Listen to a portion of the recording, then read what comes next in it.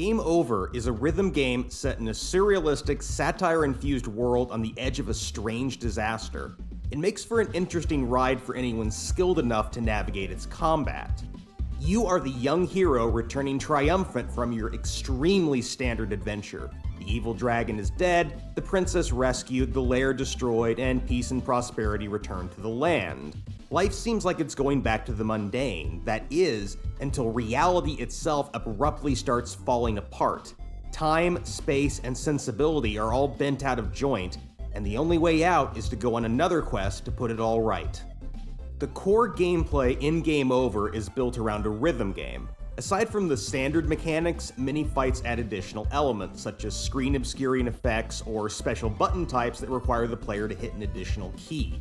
All fights are preset, and such gimmicks are a standard feature of the combat. But the musical aspect is by no means limited to combat. Most puzzles are built around music, sometimes just as theming, but other puzzles require the player to match pitch, tone, or rhythm.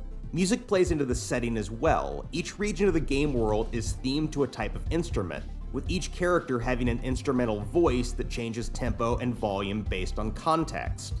Game Over is definitely a game meant for music buffs, but more specifically for veterans of rhythm games. While the first few battles are very forgiving, the challenge level ramps up in a hurry with more notes, longer songs, and more complex gimmicks. Of course, if you are just interested in seeing how weird Game Over gets, there is a difficulty setting that makes the game play itself. And this is a weird game. Game Over revels in surrealism, absurdity, and parody.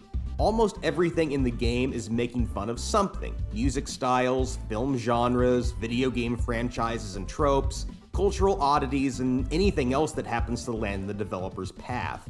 The bizarre nature of the plot is bound to be one of the main draws of Game Over, even if it can be a little bit on the nose at times. Overall, Game Over is worth a try simply to experience the farce, but it's definitely worth testing your skills before jumping in the deep end.